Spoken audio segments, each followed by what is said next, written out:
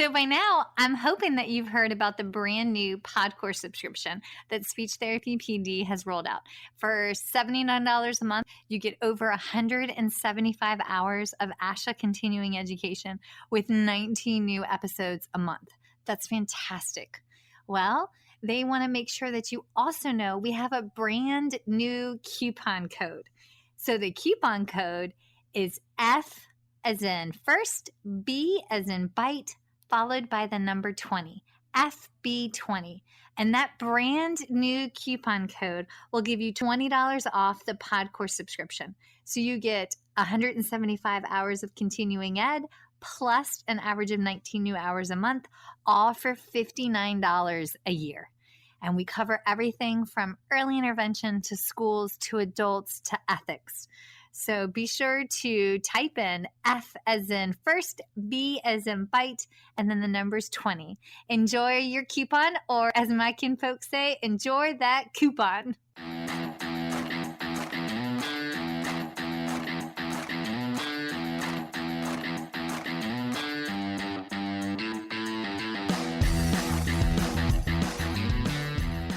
Hi, folks, and welcome to First Bite, Fed, Fun, and Functional, a speech therapy podcast sponsored by SpeechTherapyPD.com. I am your host on this nerd venture, Michelle Dawson, MS, CCC-SLP, CLC, the All Things Peds SLP. I am a colleague in the trenches of home health early intervention right there with you. I run my own private practice, Heartwood Speech Therapy, here in Coletown, South Carolina. And I guest lecture nationwide on best practices for early intervention for the medically complex and fragile child. First Bite's mission is short and sweet, to bring light, hope, knowledge, and joy to the pediatric clinician, parent, or advocate. By way of a nerdy conversation, so there's plenty of laughter too. In this podcast, we cover everything from AAC to breastfeeding, ethics on how to run a private practice, pediatric dysphagia to clinical supervision, and all other topics in the world of pediatric speech pathology. Our goal is to bring evidence-based practice straight to you by interviewing subject matter experts. To break down the communication barriers so that we can access the knowledge of their fields. Or, as a close friend says, to build the bridge. By bringing other professionals and experts in our field together, we hope to spark advocacy, joy, and passion for continuing to grow and advance care for our little ones. Every fourth episode, I join in. I'm Erin Forward, MSP, CCC-SLP, the Yankee by way of Rochester, New York transplant who actually inspired this journey. I bring a different perspective, that of a newish clinician with experience in early intervention, pediatric acute care, and nonprofit pediatric outpatient settings. So sit back, relax, and watch out for all our squirrels and enjoy this geeky gig brought to you by SpeechTherapyPD.com.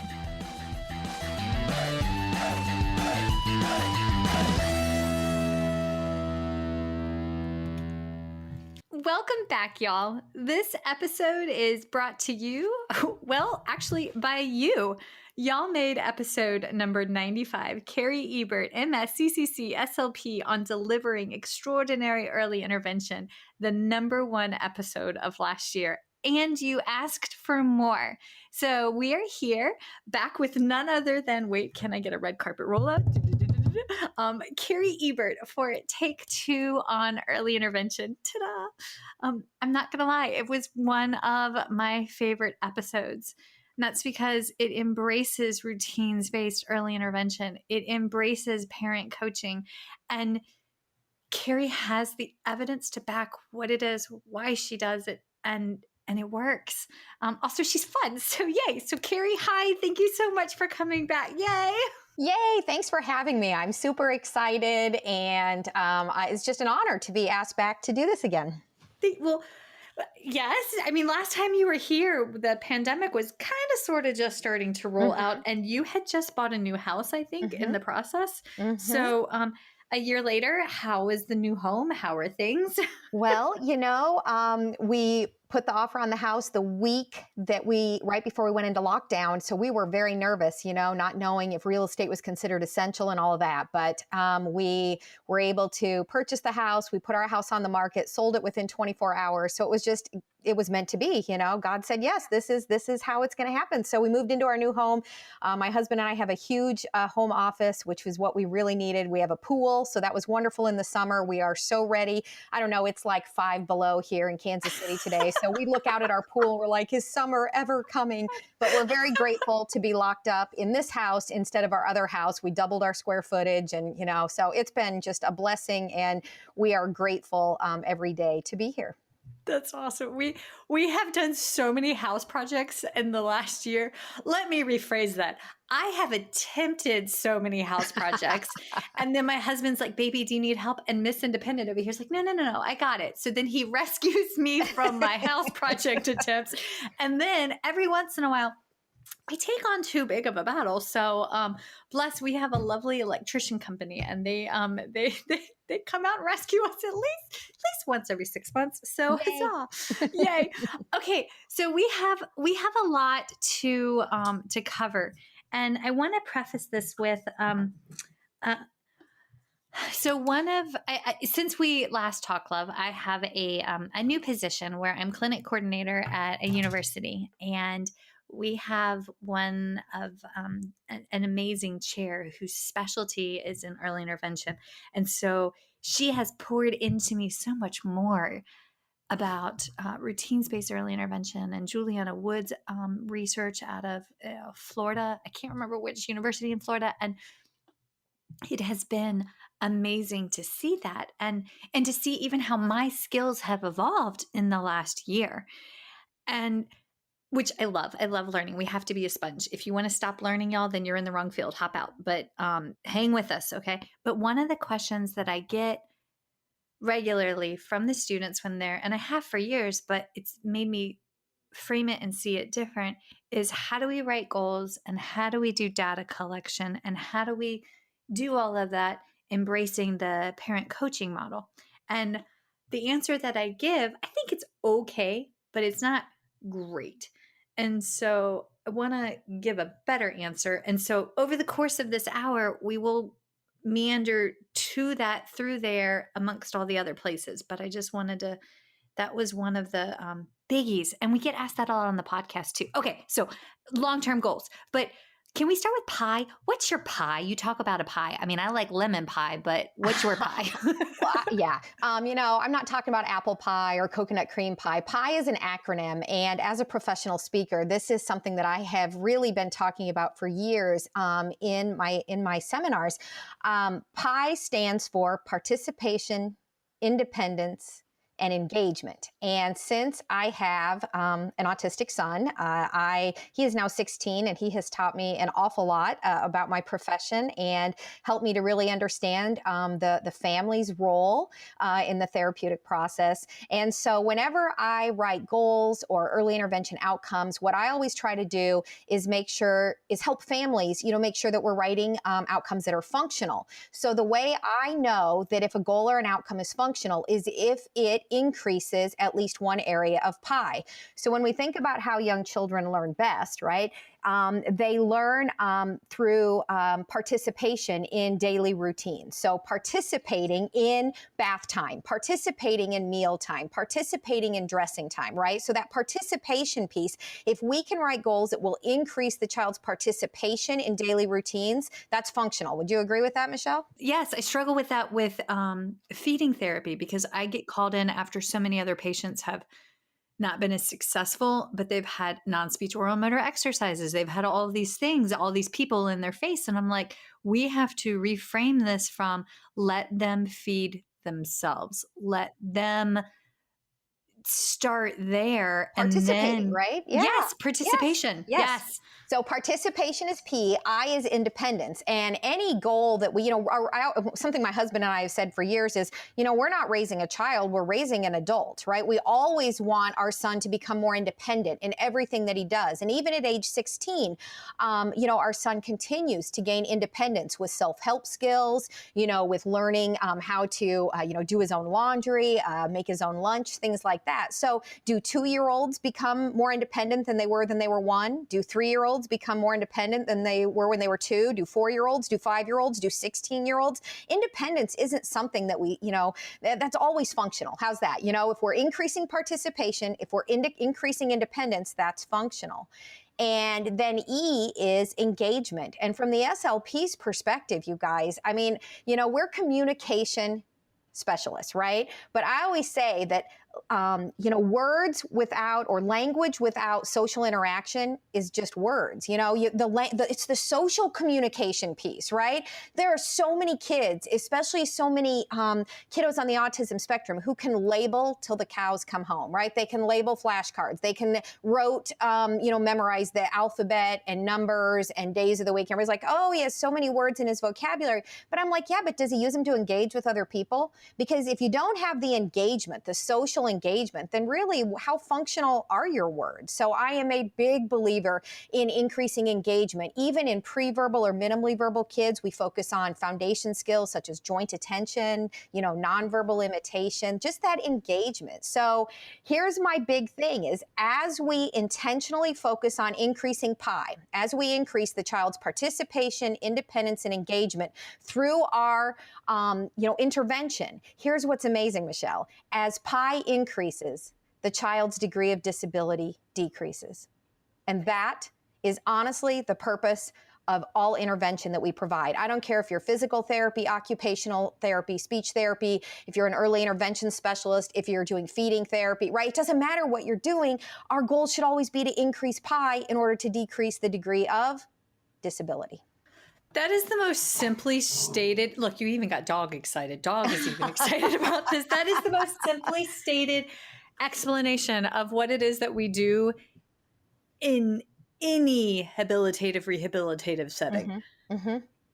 It's my favorite. So I just always think about P.I.E. So for years, when I sit on the parent side of the table, instead of the clinician side of the table for my son, I always look at goals and I'm always like, okay, I mean, I get it, but I don't understand how it's going to increase. It's not functional. So I am just a huge believer that when we're working with our babies, right, we're working in early intervention, we're working with very young children with developing brains and bodies, which means they have developing nervous systems, which means synaptic connections are being created at a rapid rate, which means that's when the child has the ability to learn new skills, right? This is why you and I are so passionate about working with these very young children and supporting their families, because most of brain development occurs before we put 3 candles on the birthday cake. So what we do in early intervention matters more than any intervention any child's probably going to get any time in their life, because this is when the synaptic connections are being formed at such a rapid rate. And so I am just so passionate, as if you can't tell, right, by my rate of speech. And, I get so excited, I talk so fast, but I'm so passionate and so devoted to supporting providers in early intervention, because what we were trained to do in grad school, Michelle, was to do direct therapy, right? Yes, and direct therapy is not great therapy, because when we get them, we're with the families for maybe 30 minutes, maybe 1 hour a week. Mm-hmm. And if we're taking the child away from the family and working with the child and completely disassociating the parent, the caregiver engagement, we have set them for failure completely. There can't be any carryover, right? Yes. Also, yes. I see the long-term trajectory because of having a special needs brother-in-law. Like, I know the amount that we pour in now, mm-hmm. what those potential outcomes can look like when they're 44. Sure. And yes. And we're still, and he's still learning. Bless him. Yep. He cannot match his outfits. I mean, he loves dressing in pastel pink and purple, but like plaid and polka dots, you do you, Uncle Maddie, right? But he says he looks like an Easter egg half the time and it makes his heart happy. So like, whatever. But we're still learning on teaching him independency, mm-hmm. Mm-hmm. and buying a bidet for our house, because that has to happen in the next 2 years. Right. But he can be independent that way. So remember that when you get them as tiny humans, you're working with a tiny human that will grow and go farther than what you could possibly imagine Absolutely. Yes. Absolutely. Mm-hmm. You know, Michelle, I'd love to give you one little tip on what to listen for, because when we're writing outcomes on the IFSP, or, writing your plan of care, when you're working with very young children, if you work under Part C of IDEA in like a state or early intervention program, birth to 3 program. So I live and work in the state of Missouri, and our birth to 3 program is called First Steps.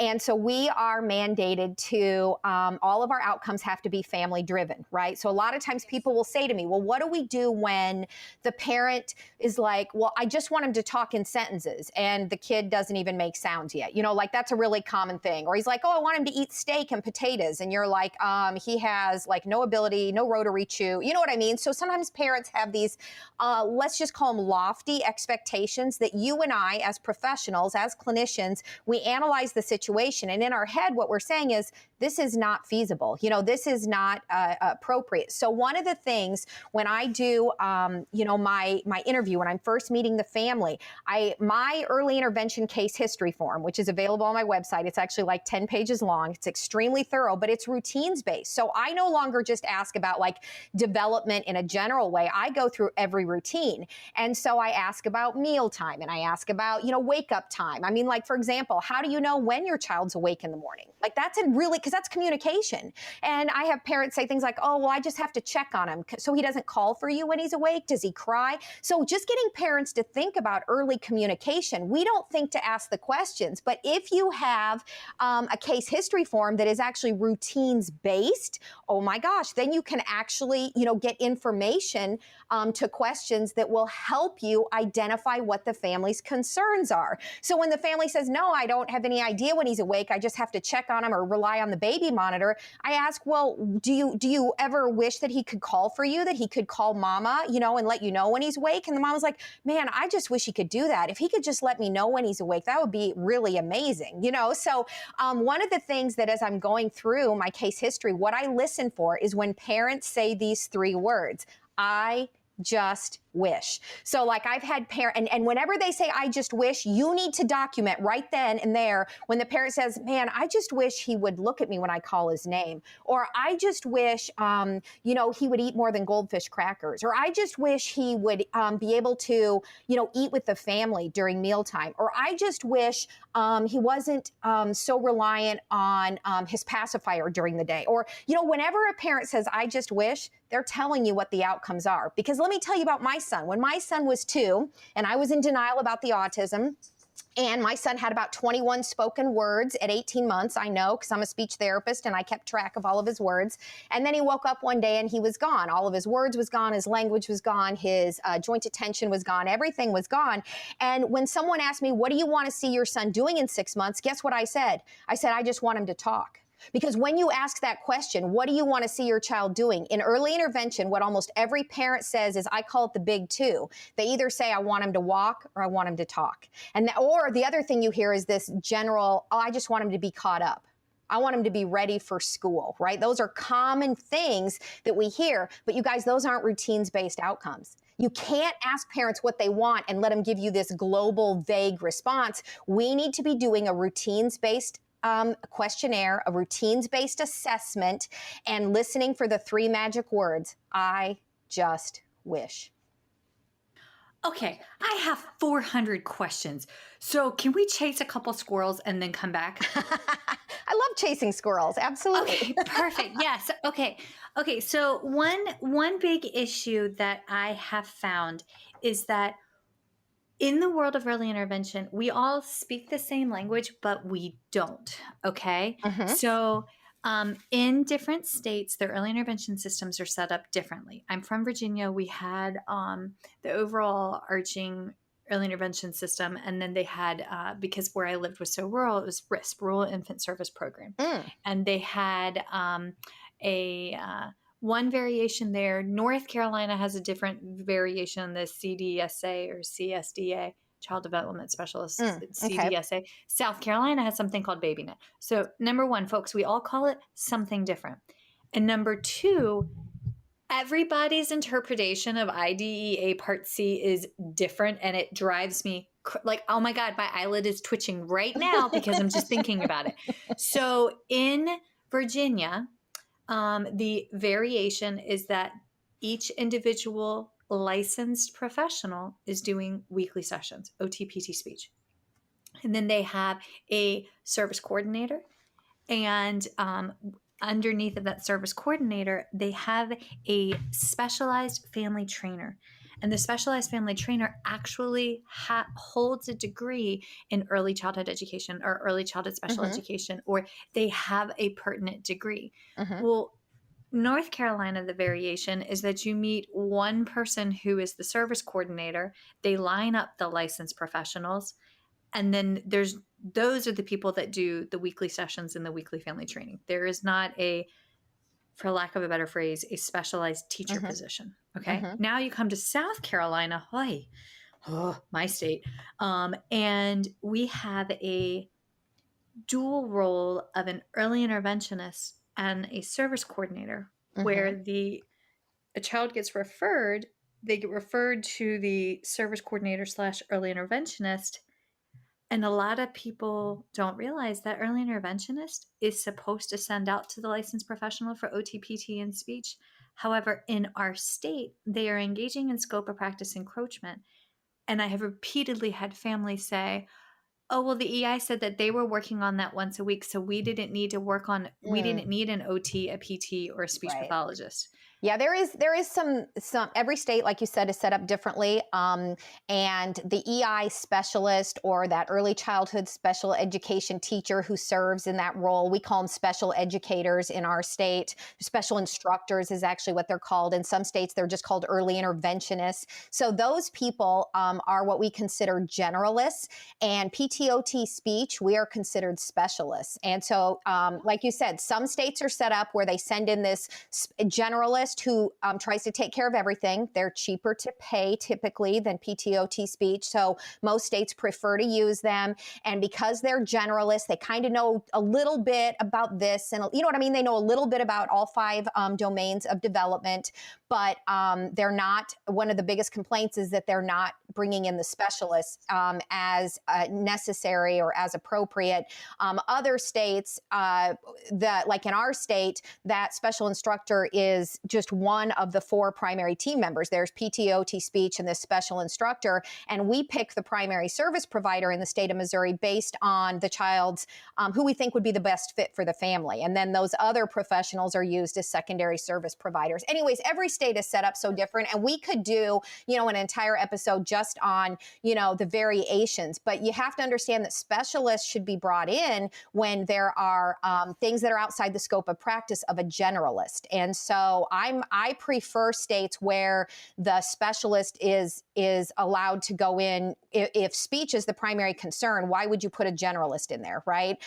So I'm a big believer in bringing in the specialist. If a child has cerebral palsy, for example, I would think we'd want, early on either to get PT or OT in there so that motor aspect, can be addressed. And so anyways, we could certainly talk a lot about the differences, but I think I'm really glad you brought up that every state is different, and that states should be moving to more of a coaching model. But just because we're coaching doesn't mean you shouldn't be using your specialists, okay? Because you and I are highly skilled specialists, and we go to school for a long time and take a lot of continuing education. I mean, when I think about, my specialty area is apraxia, childhood apraxia of speech, there are a lot of SLPs who don't have, the necessary training to address that. So why would a generalist have that training? Does that make sense? We need to make sure that we are using our specialists so that children and families are getting the appropriate and necessary services.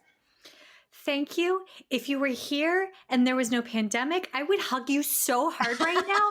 Virtual hug, okay? Virtual hug right now. Hug.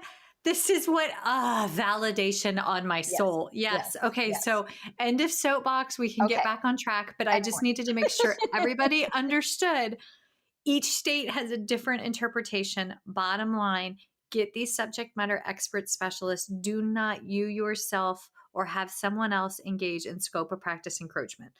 Ta-da. Okay. All right. Yes, because that correlated to the parent driven. Because when I think about, okay, well, the OT or the PT may be working on like pull to stand, and I'm working on requesting an object. So I'm placing an object in a place where I know that they have to pull to stand to reach to it, but I Thank can't. you. Oh, yes. Yeah. Can I just freak out and get on my soapbox for a minute? Is sometimes sometimes what specialists will say is, well, it's unethical. I can't, have another provider because like I had a PT say to me once, well, Cari, I'm not comfortable doing swallowing therapy. And I was like, well, good Lord, I'm not comfortable with you doing swallowing therapy either. But you guys, let's talk about a key word here. And the key word is strategies. If there is a skilled strategy that I can coach a parent on, I can sure as heck coach a PT or an OT on a strategy. So for example, if the strategy is that this baby is at risk for aspiration and he should never have a bottle lying flat on the ground, does that make sense? He should be at least at a minimum of a 45-degree angle. Let's say that's the strategy.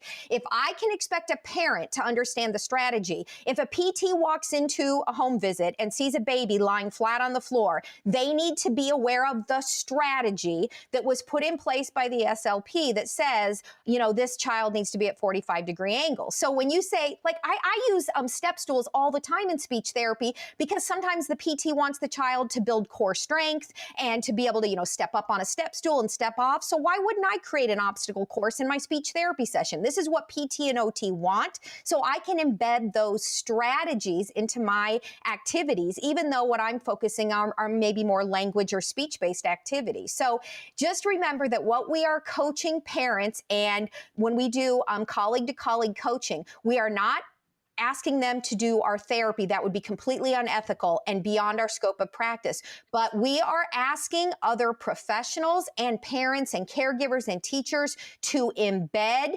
specific skilled strategies that we have identified as being effective in supporting an area of development for the child. Yes. Okay. Thank you. Yes. Excellent. We have our soapboxes, don't we?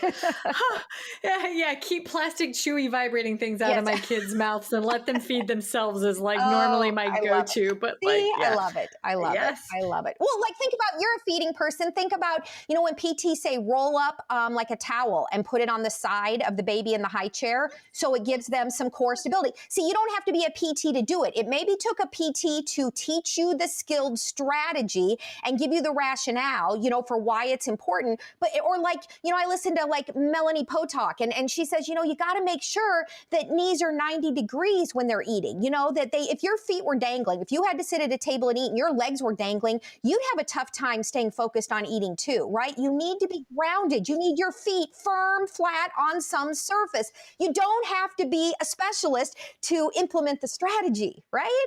Okay, but I gotta give you my analogy for that one. Yes, I love it.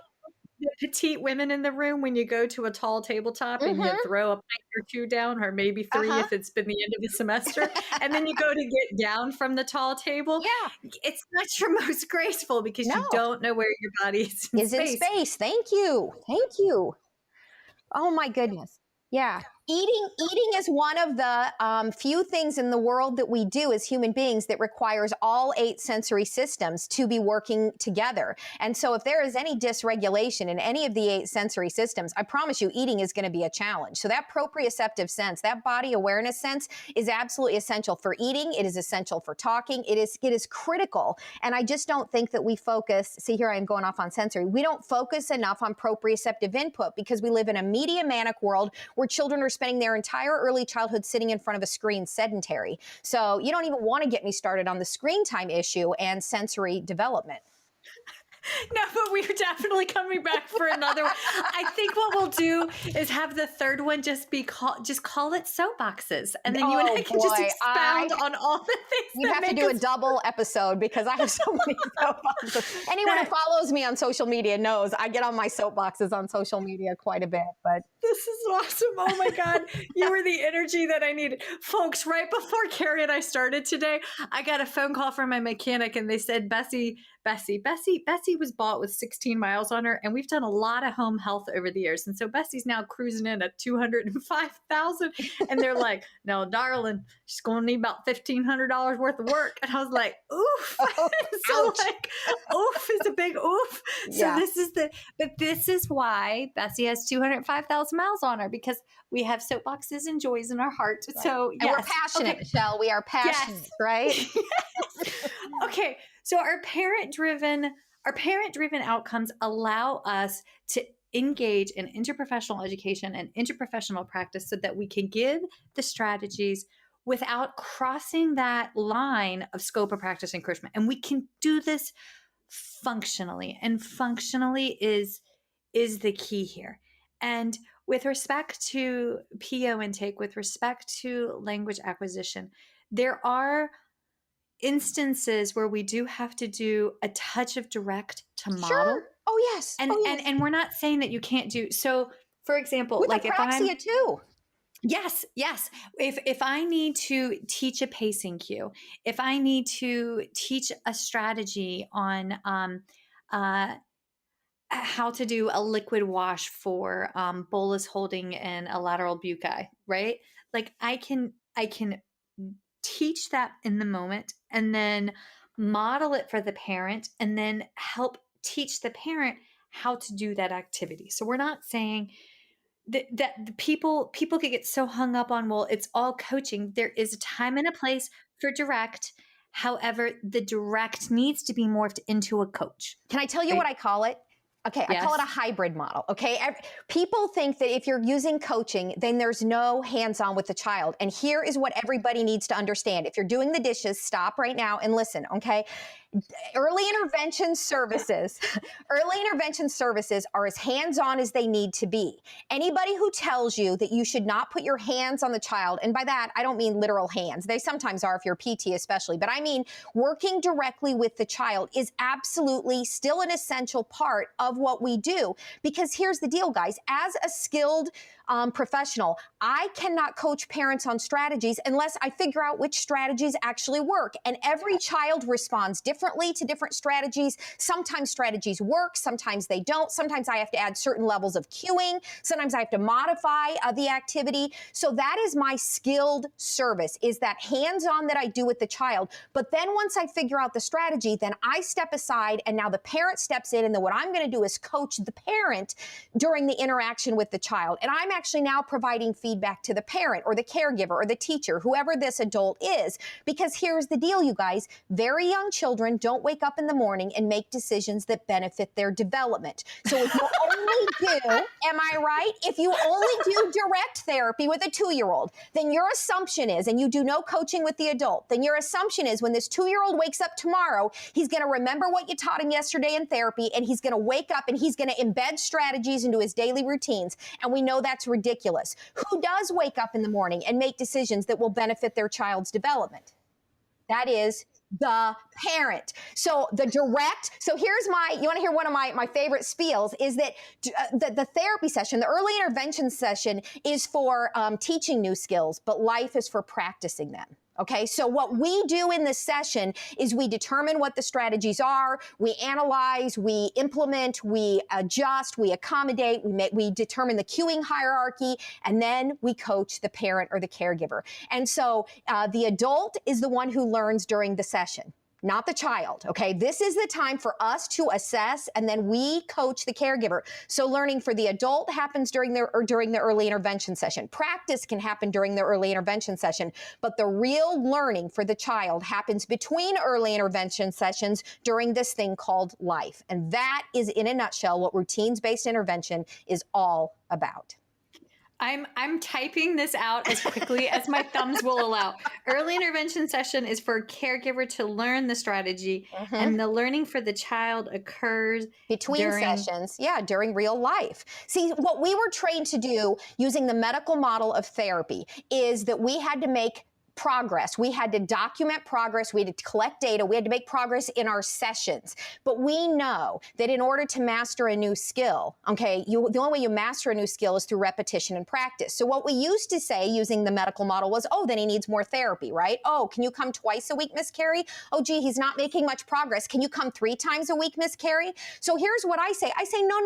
When a child isn't making progress, he doesn't need more therapy. That's what I provide as the therapist. What the child needs is more intervention. Who provides the intervention? That's everybody but the therapist. The therapist is there to do the coaching and the assessment and all of that, but it's the caregivers, the teachers, the daycare providers, the nannies, the grandparents who provide the intervention. So that, sorry, I'm like on a major soapbox now, but I just get so tired of hearing people say that, oh, well, in coaching, this kid, he has apraxia or he has a feeding, disorder or whatever it is. So we can't do coaching. What do you mean you can't do coaching? Yes, you can. You must do coaching, but it doesn't mean it negates the hands-on that we were trained to do. Does that make sense that it's a hybrid approach? I wish we'd stop saying you either do direct therapy or you do coaching. I have been doing a lot of grad level guest lectures. I did one at Florida State. I've done a couple for Keene University in New Jersey. And what I keep telling them is in early intervention, you need to embrace a hybrid model instead of viewing it as either or. Is that helpful at all? Yes. And you have no idea how much you just poured into my soul. I have had writer's block on one line to open the final section of my book with before I submit it for print. And I'm going to quote you, lady, because thank you, because you just literally answered the prayer that I've had since 2:30 this morning when I woke up. And yes, no, this is perfect because that's what I hear. Okay. If you need me, you don't want me. I'm kind of like the therapist that like swoops in when like everything's gone to you know what in a handbasket, right? Like that's my lot in world, and I'm totally okay with that. But I hear a lot where they say, "Oh, well, we had one therapist for language and one therapist for feeding, and you really need somebody to come in and do like a third session." It's the medical related model. But when I come in and I flip the script completely and I say, okay, so if you need me, it's going to be one session a week. And I will do all of that in one session. That's right. It's routines based. We don't talk about, oh, what skill are we teaching? We talk about here's my number one question I ask when I show up for a session. I always start with the positive. Tell me something that has gone well this week, something your child has done that you're proud of or a routine that went well. I always let them brag about their kid first, right? Awesome. But then the most important question I ask in the visit is, tell me what your biggest challenge was this week with little Joey, right? What was your biggest challenge? And because that's what I'm here to help you with, is whatever your biggest challenge is, okay? And if you follow me on social media, yes, I'm an SLP, but I'm also a parent of an autistic child who has severe sensory processing disorder. So my posts recently have all been about strategies to help kids who are scared to take a bath, strategies to help kids who fear haircuts, because I'm an expert in sensory strategies because I live it every day of my life. It is not outside my scope of practice. This is routines based. These are strategies, okay, that we are saying a lot of it has to do with communication and verbal preparation and preparing the child. Does a child know? You don't just pick them up and lay them down and change their diaper. You prepare them and say, hey, buddy, in 2 minutes, we're going to change your diaper. And maybe if they have receptive language problems, you're going to show them a diaper so that they actually understand what's coming. You see what I mean? Like my whole process is supporting families. What was your most challenging part of the week? And so if you're not asking that question, if you're just showing up with a bag of toys and sitting down on the floor and playing with the child, I promise you this, you're not doing routines-based intervention. And everybody, did we talk about the bag of toys last time? Do you remember? Yes, we did. But also pandemic. People, for the love of Pete, leave the toys alone. Yeah, no, you shouldn't be. This is why I'm convinced the pandemic happened, was for early intervention professionals to learn how to do bagless therapy, okay? Because you shouldn't need anything at all, because you shouldn't be focusing on, play is one of many routines that happens in a young child's day. We're all in agreement with that. But do you know, we have research that shows that there are very few parents who sit on the floor for extended periods of time and actually play toys with their children. You want to know when learning happens for young children? while parents are nearby doing chores and the child is playing like in that vicinity. But the most of learning for young children happens during routines, during bath time, meal time, running errands, riding in the car, changing diapers, getting dressed. So our job is to embed strategies into the routines that already happen, not to suggest to parents that you need to buy a shape sorter, 6 puzzles, and a Mr. Potato Head and sit on the floor and teach isolated skills out of context, because that is not early intervention. Whew, I am on a roll, man. Yes. I'm freaking loving this. Okay, girl crush confirmed. Okay, so case here's my example. Okay, okay, I have been mentored by a colleague, Dr. Rebecca Wada, whose PhD, her dissertation is in implementation science, where she sits back and she says, and we had her on in January, and then you just talked about the diaper episode, which, I promise it correlates to an episode about like how like we say in 2 minutes, we're going to change your diaper, and you prep and you give a visual cue. And we, in February, this past month, we had Dylan Hartley on to talk about polyvagal theory and how to take and make play happen in place of fear, especially for our patients that have like PTSD and trauma and blah, blah, blah. So like all of this, and he literally talks about a hair blow dryer. So that was perfect but like it's this crescendo, right? All of these different things. So case in point, I have a little guy who, and I am a huge proponent of embedding speech generating devices right out the gate for individuals who, especially when we have a known diagnosis that will limit their spontaneous verbal output, give them the gift of language early. Yes. So I have this little guy and we go into the house, and mom has a newborn baby brother who in his own light, he's a miracle. Major pregnancies during the complication, intraventricular hemorrhages, the whole 9 yards. And we have a typically developing newborn who had trauma and is actually overcoming the trauma. And then I'm treating the 3-year-old with an AAC device. Okay. So this is, and meanwhile, mom's variable, which is a factor in my implementation, a factor of the carryover and buy-in, is newborn baby brother is having repeat MRIs. We're debating, do we need oh my gosh, I just brain farted on it, a VP shunt place. So all of those are real life components for this kiddo, right? Right. And so mom said he's asking for families, but because they've had so many other family coming in to help, right? Socially distanced, but they need help because in this season of their life, they're having a lot of their village there to support because that's what they need. Sure. And she goes, I need help so that he can tell us who he wants to come. So what did we do? We went through and we added specific family members into his communication device, and we had to set up his communication device. But here's where I am.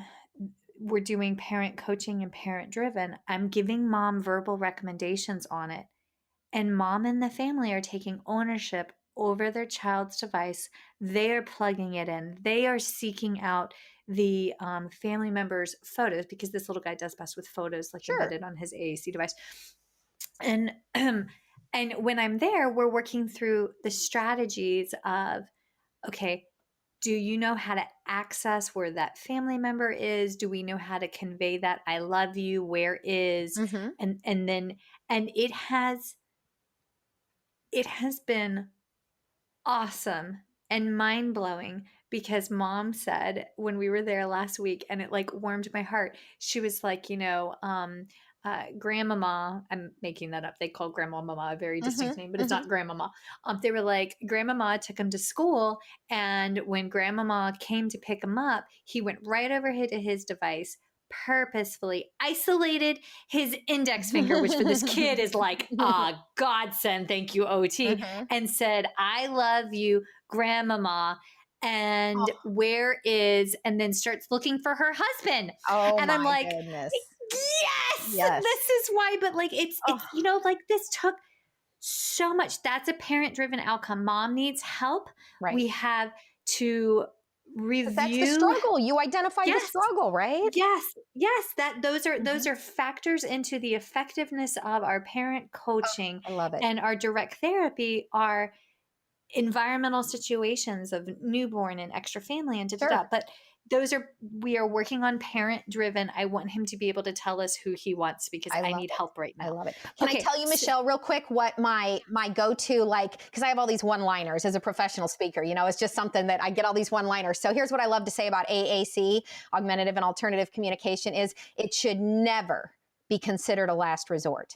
And that's one of the concerns that I have, is that people are like, oh, well, he's been in speech therapy for a year and he's not making any progress, so I think I'm going to go to AAC. And I'm like, well, people, this is why I drink so heavily, because I don't understand why in what universe would you make AAC a last resort? It's the first goal. When in my apraxia course that I do, our first goal is establish AAC. I'm not talking to you about motor learning theory until you've established AAC. Every human being has a basic right to be able to communicate, right? To express themselves. So people, AAC is not a last resort. Are we all clear? It's first. It's the number one goal. Right out the gate in early intervention. I mean, I've got 9 and 12-month-olds or individuals that are cognitively functioning between 9 and 12 months old. And if they can choose what it is that they want to eat, you have the basis. Yes. Yes. We have research. It was in an ASHA leader, 2017. Davidson was the last name. I use this research. I don't have it in front of me, but she said they've found that the earlier you implement AAC, the better the outcomes are. And they say 12 months is considered when you should begin it. 12 months of age. So to say, oh, well, this kid's only 18 months old, I can't do AAC. You're wrong. You are wrong. Okay. So, and I don't mean to sound like all up in your business right now, but I just get too many kids referred to me because since I'm a professional speaker, I can't take a lot of kids for therapy. Does that make sense? Because I only have a handful of direct clients because families that I work with, because I'm usually traveling all over the country. COVID has, of course, changed it. Now I'm just doing webinars. But so the kids that I get are the kids who've been in speech therapy for a year, sometimes 2 years, and made no functional gains with becoming verbal because I'm an apraxia specialist. And so I'm always floored that I get these kids who have been in speech for over a year in the early intervention program. An SLP is coming once a week to see this kid, and he doesn't talk, and he has no AAC established. And I'm like, I don't understand what you've done for a year. Like, it just blows my mind. So AAC is the first goal you write in early intervention, right? I mean, it has to be. If the child doesn't talk, doesn't gesture, doesn't have a way to communicate, then AAC is really, really important. Okay, that gets us to the goal and the data collection, because this is where I come in with my soapbox. Okay. So one of my favorite goals for AAC, and I got it from an ASHA SIG 12 from I don't know how many years ago, because let my gray show, but it said, given visual verbal cue of desired object in line of sight or, talked about, right? Okay. Patient will indicate basic wants, needs, 8 out of 10 trials for 3 consecutive sessions. And you can go further and quantify. Are they going to indicate basic wants and needs on a speech generating device from a field of 8? Are they going to do this with verbal output? Blah, blah, blah, blah, blah. But here's where it gets hairy. I have to write a plan of care and an eval such that insurance will approve it. For it to go through insurance, it has to be medically necessary. For the IFSP, am I writing a super technical Medicaid approvable goal? No. We marry the two. Patient will, or Billy Bob Joe, that's my go-to, will communicate from a field of whatever via whatever wants, needs. Let me tell you, I just opened my presentation here because I just want to show you mine. My outcomes are usually, so here's my AAC. So my very first goal for my apraxia course, and I just usually give examples, you know what I mean? Like you sometimes, let me see where it is here. Okay. So, AAC. So here's Carlos will use 5 signs, pictures, and or words to communicate what he wants to play during center time at daycare 3 days per week for 4 consecutive weeks. Or Maggie will communicate her desired snack using signs, pictures, and or words on 5 different days per week for 4 consecutive weeks. So the reason I write them like that is because I don't know if he's going to use signs, gestures, pictures, words. Does that make sense? So I don't write a separate AAC goal because my goal is what I would call multimodality type communication, right? Because a lot of my littles, they know 3 signs, they say 5-word approximations, they, use the picture for Pop-Tart to request Pop-Tarts because nobody knows the sign for Pop-Tart. And you know what I mean? You know what I mean? So I have these kids who have multiple modalities. So I try not to limit AAC. So I always call mine AAC and early speech goals. Does that make sense? Where I just kind of throw it all into one. So there's so many different options.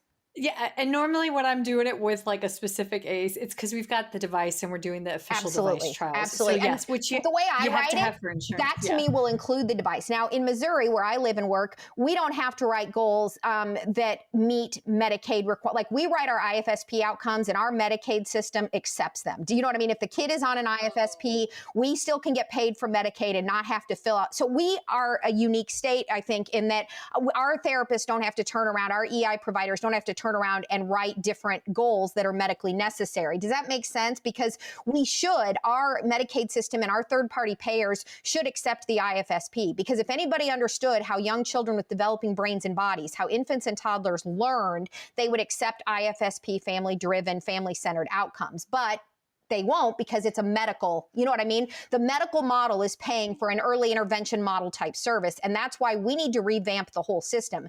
If I were in charge of the world, okay, the payer source the payer, the way you pay EI would need to be based on function, not medical necessity. So I struggle, but AAC is not optional. And there are ways to write it without even having to speak about a specific device necessarily, because pictures, you know what I mean, are on the device. So when I say Carlos will use 5 signs, pictures, and or words to communicate what he wants to play during center time or what he wants to eat during snack time, the whole point is every outcome, if you're truly doing routines-based intervention, every outcome should be based on it should be specific and fit into a specific routine: bath time, bedtime, mealtime, dressing time, playtime, because otherwise it's not actually routines based. And that's where our states have a lot of work to do, is getting and actually writing routines based outcomes.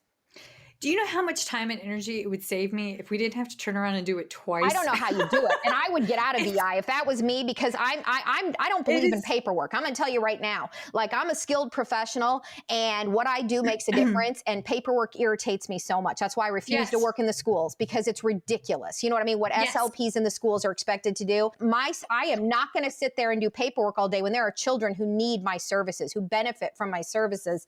So I am frustrated that, over the years, we've had to justify what we do, that we're that disrespected that we can't just provide the service. You know what I mean? I get it. I do. I mean, I don't mean to start something here, but I'm just saying there's a reason I'm in private practice, because I'm going to do things my way. Yes, but your way, you have the evidence to support why you're doing, and that's why, to get back to our earlier conversation, every state does it different. And I've seen individuals struggle when they go from one state to state. Now, one thing I do want to point out is that both of our goals have it, they will do it X times for X consecutive It's sessions. measurable. What do they have to be? They have to be observable, measurable, and functional. As long as your outcome is observable, measurable, and functional, you can write it any way you want, right? It just needs to be, the parent needs to understand it, because can I rock your world totally? I know we're getting close to time here. Sometimes people will ask me, I have a whole 6-hour seminar that I do called the ABCs of Early Intervention, where I go into all of, just major detail about all of this. And one of the questions I get asked is, how do you collect data in early intervention? And I always say, well, I don't collect data in early intervention. And people they're like, what do you mean you don't collect data? You have to. And I'm like, no. Because let's be very clear that when you're using this coaching model, the parents are the ones who tell you when the outcomes have been met. So do we have time? Can I just talk to you real quickly about, let me find it in my handout here, the difference between clinician-mediated intervention and caregiver-mediated intervention? Can we go here? Yes, because this is the piece with the data that, because our state specifically runs on the medical, even though we're in the framework of, it's so frustrating because I have to show data for insurance purposes to justify a $10,000 expense on an AAC wrong. device. This is wrong. This is wrong. This is wrong. And we are going to, I don't know. I always say, I've been a professional speaker since 2009. And I always say this, one of these days, somebody in the audience is going to be political. And I'm going to get my foot in the door and I'm going to explain to the world what early intervention is. Because you've got this third-party payer business that's based on the medical model. Early intervention is not supposed to be based on the medical model. So anyway, since we're on time, let me just buzz through this with you, okay? In clinician-mediated intervention, which is what we were trained to do, okay? Clinician-mediated, meaning I'm in charge, right? So here's what happens. The clinician gathers information on the caregiver's priorities. You know, sure, we still care. What are you concerned about, mom, dad, right? We actually educate caregivers. We're skilled professionals, so of course we can educate. We try to infuse the caregiver's priorities, you know, into our treatment sessions as applicable. We are the ones who actually implement the treatment plan during the session, and we are the ones who track progress. Okay, this is clinician mediated. What does the caregiver do? We hope that they observe the session, but sometimes they don't. Sometimes they shower, or they're on their phone playing Candy Crush Saga, or, you know, I don't know. They're not, you know, they might be there in body, but they may or may not be participating. And then the other job of the caregiver is to complete homework left by the clinician. You know, so what happens is we leave these homework assignments, these extra things we want parents to do. Well, what states are supposed to be doing in the birth to 3 world is shifting to a caregiver mediated approach. So what that means is the clinician still gathers information. The clinician observes those naturally occurring interactions between the parent or the caregiver and the child. And then what we do is we use reflective questioning and we provide feedback on those parenting interactions, okay? So then there's this new thing that is the caregiver and the clinician together. Okay, this isn't a part of clinician-mediated intervention, but under caregiver-mediated intervention, during the session, the caregiver or the adult, the parent, and the clinician engage in collaborative planning and problem solving. And I end every session with this statement.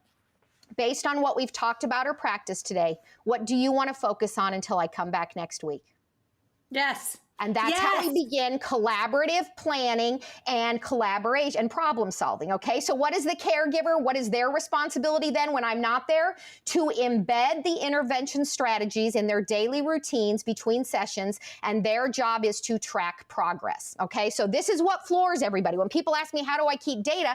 I'm like, how am I keeping data when the outcome is functional? When the outcome is that little Joey will tolerate wearing a life jacket, because this family lives on a lake. We have a lot of lakes here in the Kansas City area. People live on the lake a lot. So there's often an outcome. Little Joey will tolerate wearing a life jacket so the family can go boating together by the for 1 hour. So the family can go boating for 1 hour by their 4th of July, you know, family reunion. How the heck am I going to know if that's been met? Does that make sense? When outcomes are written, little Joey will feed himself half of each meal using his fingers or a spoon by his 2nd birthday. Well, how will I know? Because I'm not there for 3 meals a day. So do you understand until we can learn how to write actual routines-based outcomes and goals, we're never going to be able to get here. But when they are written as routines, there's no way the clinician keeps data. I don't keep data on anything. I do from a speech perspective. I give parents like, you know, like when it's language, especially like how many words is he saying? And I have like a little checklist so parents can like keep it on the refrigerator and track.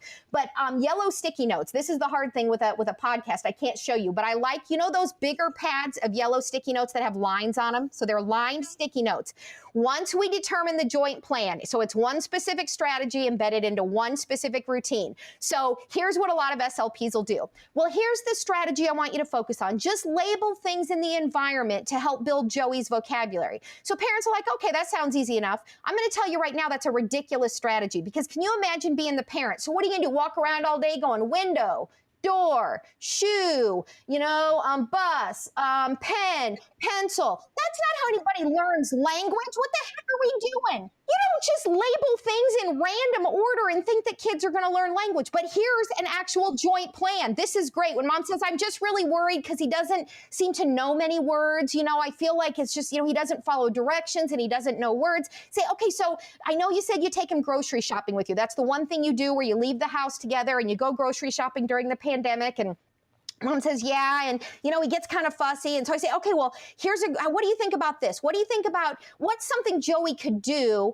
at the grocery store so that you could engage him and talk to him, instead of giving him your phone, which is what every parent does. What's something you could do? Because coaching is about asking thought-provoking questions. What's something you could do? And what I want to do is lead the parent down the road of saying something like, well, I guess I could hand him items and tell him what it is as we put it in the cart.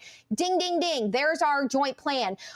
Parent will, label items at the grocery store as they're put in the cart to help build Joey's receptive vocabulary. Does that make sense? So it's one specific strategy that is embedded into one specific routine. Here's another one. Hand Joey a washcloth during bath time and instruct him which body part to wash. Wash your tummy. Wash your toes, wash your ears. Isn't that a better way to teach body parts than to give parents homework that they need to sit down with Mr. Potato Head and teach body parts out of context? That's not how we teach, right? It's better to embed it into routines that already naturally occur. So I don't collect data in early intervention. And that's what literally blows people's minds. Now, I understand what you're saying. If you're billing a third-party payer, you're going to have two ways to collect data. One, the parent's going to tell you the functional stuff that's happening, and then you're going to do this ridiculous data collection that's pretty much not functional, but it's going to make...